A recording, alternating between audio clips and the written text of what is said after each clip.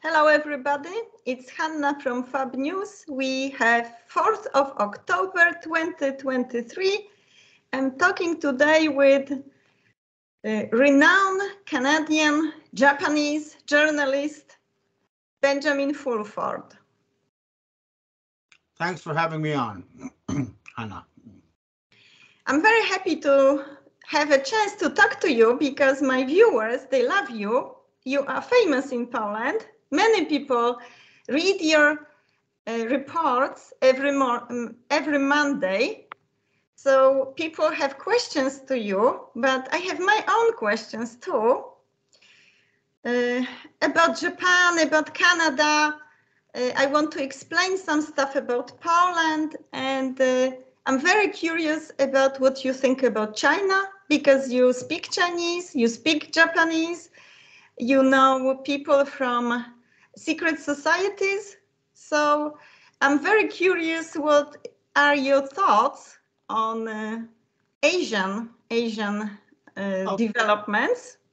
Okay, well, we'll start with that. Now, the first thing you need to understand is if you live a long time in a place, people are the same everywhere. Once you get over the little differences, and there's all kinds of people, but I think the best way to think of Asians is just another kind of European. I mean, and they don't have hostile intentions. They just want to be friends. And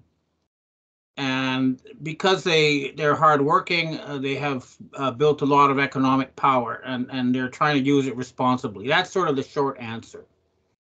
Yeah, I know. People are, I used to live in Japan for 30 years, like you do.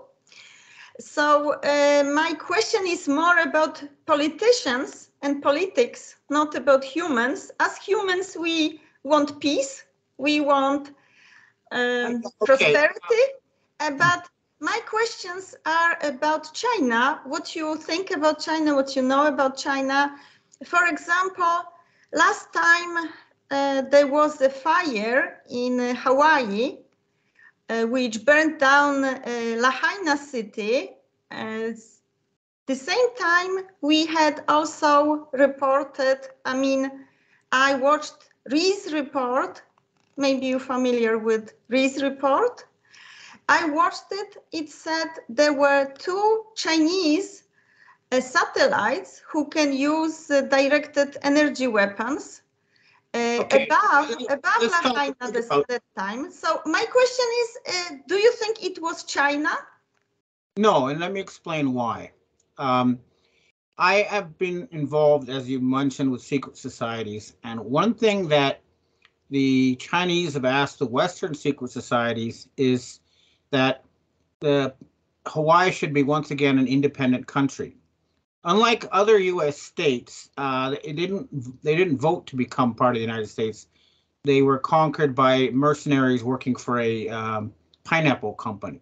But anyway, the point is that if the Chinese, the place that got attacked was where all the native Hawaiians lived. And all the millionaires and billionaires' houses were left alone. Only the poor native Hawaiians who happened to own really good real estate in a really good part of the island had their homes burned. So why would the Chinese attack the people who support them in Hawaii? You see what I mean? It doesn't make sense. And why would they leave alone the billionaires' houses?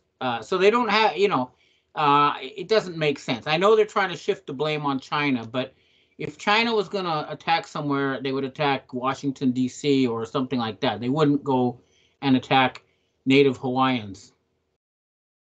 Yeah, because it was anyway globalist agenda to convert Lahaina into smart city. So they have that plan of 15-minute cities, and they want to burn down places like in Canada, in British Columbia, right? They burn down places and they want to build smart cities, 15-minute cities. Okay, no, in Canada it's different because the places they burned were in the middle of nowhere. This was more about creating a fear campaign for their new climate change agenda. They want people to be scared, so they need fires and floods and other things to make them scared, so they would obey their rules. for climate change, which is what they're trying to do now that the pandemic failed. What people in Canada think about Poland being upset about recent developments, Justin Castro applauding some Ukrainian Nazi Jarosław Hunka soldier. Here's what you have to understand. A lot of the Ukrainian Canadians, fled at the time of the Tsar. They fled persecution, and they have sort of deep historical anger towards Russia.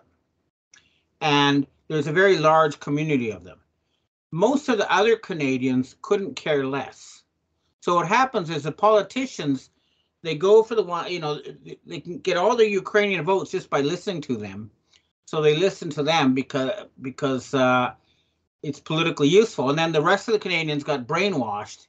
But the problem is that their own propaganda blew up in their face because they also spent all the years after the war attacking the Nazis on TV and movies and stuff and making the bad guys. And suddenly they're supporting a Nazi. And then people are starting to realize that many of the Ukrainians who came after World War II, I'm not talking about the ones that came more than a century ago, were Nazis. They were involved in large-scale massacres of Polish people and Russians and Jewish people and all sorts of other people. They were very bad people, and they kind of took over the Canadian government, unfortunately.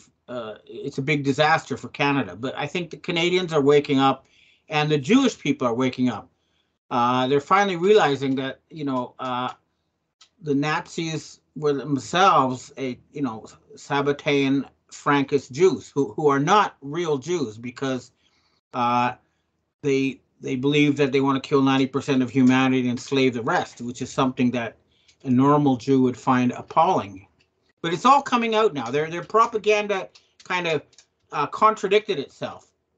So on the one hand, they're saying the Nazis are bad, and then the next hand, and then they start saying the Russians are bad, and then we find out that they're working with the Nazis. Anyway, they're all confused, and their propaganda is falling apart, and people are waking up. That's good. That's great. In Poland, not many people are waking up, but I think maybe 10% of Polish people wake up. It's better than in Japan, because in Japan, I think it's like 1% of Japanese wake up. No. I mean, a lot more Japanese refused vaccinations, for example, than Canadians. So there is a very large awake part of Japan. But the important thing is that, let me talk about a scandal that happened with the New York Police Department. 10% of the police were corrupt. 10% of the police were like completely clean, and 80% were scared of the corrupt 10%. But when the good 10% took action, then the 80% went with them. And so something is happening like that in the world now, where the white hats, the good people, are taking action, and the 80% who are scared of the bad people say, finally, let's go with them. So we're reaching a turning point. Okay, yeah, I think, we may witness Red October this time, because that we're gonna have this emergency broadcasting system test today. It is scheduled on federal level in US, and recently news from all over the world are saying that maybe Donald J. Trump is gonna be selected for Speaker of the House. So something is brewing, something is going to happen. Yeah, there are some signs, some very big signs that, for me, a very important one was the UK Defense Secretary said, we're going to send troops to Ukraine. And then the Prime Minister said, no, we're not. So that is a very big thing. It means that the UK has changed power, and the people who are in power now, who are above the Minister of Defense, do not want war in the Ukraine, and they want peace with Russia. In the United States, I've heard something similar has happened. That's why when Zelensky went, I call him Vladimir Zelensky because he's a Russian, and they say Volodymyr and they change the spelling. That's a bunch of BS. He's a Russian Khazarian mafia gangster. He's not Ukrainian, okay? And he's been murdering lots of Ukrainian people. But in any case, he went to the United States, he got no money. And this is very important because without money, it's over. It was being laundered, as you know, through the Ukrainian central bank to cryptocurrency exchanges, and then used to bribe politicians and generals and stuff. Now all that bribe money has been cut off. And you know, thing about mercenaries, okay, is they're only mercenary if you pay them. If you don't pay them, they're not going to fight for you. And so they've lost everything just like that without the money. So it's changed. Yeah, something has already changed, and the signs are coming out more and more. Yeah, this is very good news. If they don't have money for wars gonna end. Now, I have a question for you. I've been told by my Russian sources and by British sources that they've agreed that they're going to allow a Polish-Lithuanian confederation. That means that Lithuania and Poland and large parts of the Ukraine will become a new country. Are you seeing anything like that on the ground? You know, from the beginning of this Ukrainian-Russian military operation, from the beginning we heard from Polish President Andrzej Duda that he's gonna just dissolve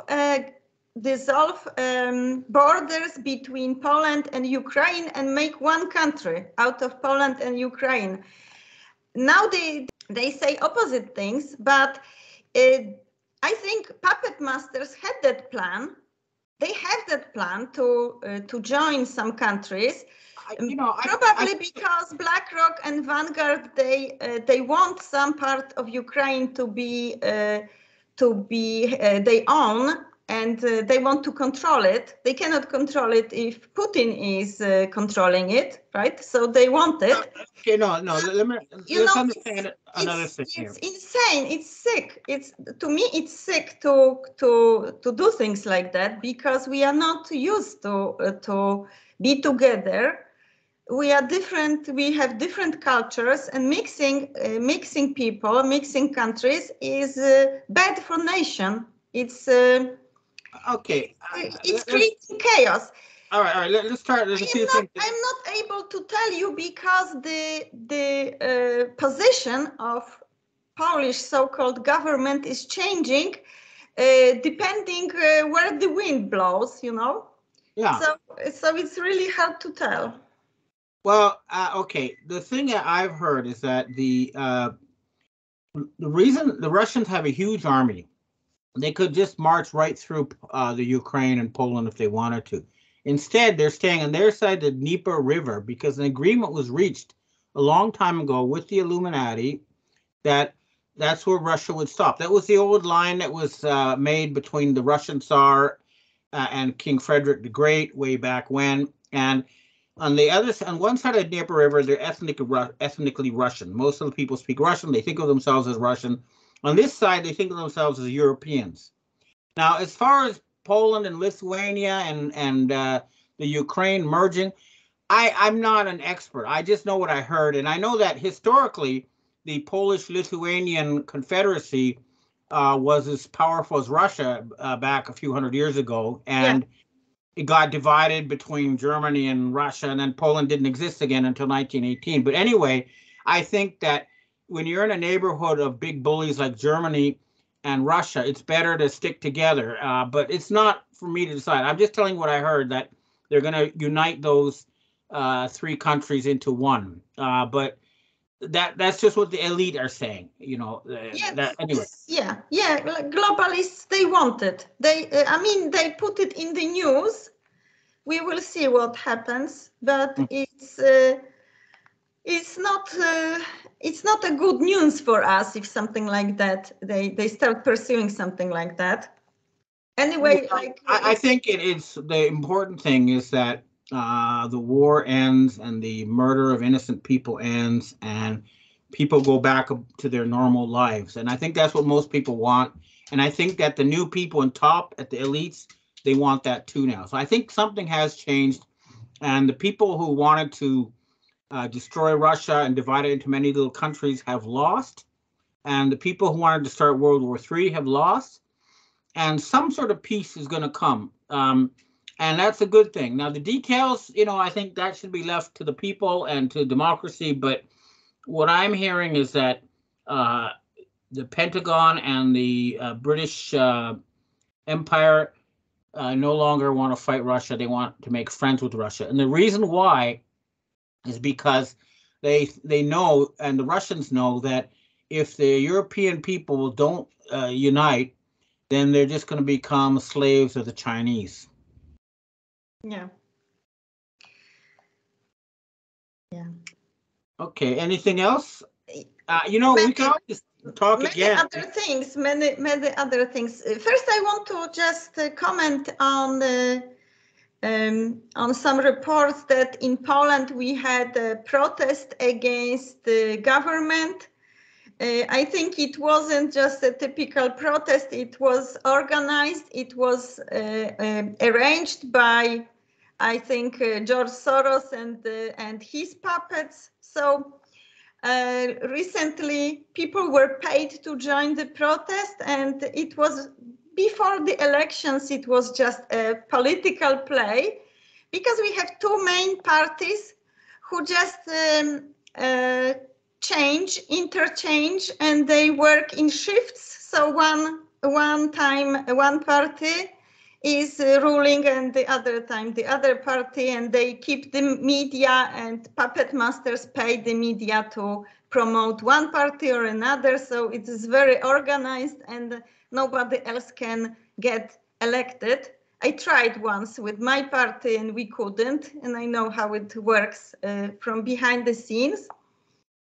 But you were saying something about information you're receiving from Polish intelligence, and my people ask if do you think we have good guys in Poland or only bad guys? I think that the good guys are stronger than the bad guys in Poland now. But the easy way to spot the bad guys, I mean, you can kind of tell. I mean, if they drive around a whole bunch of black cars and they have a whole bunch of men with guns guarding them, they're scared. That means that they're doing bad things. They're gangsters of some sort. And if they're just walking the street, shaking hands, and not afraid of the people, that's different.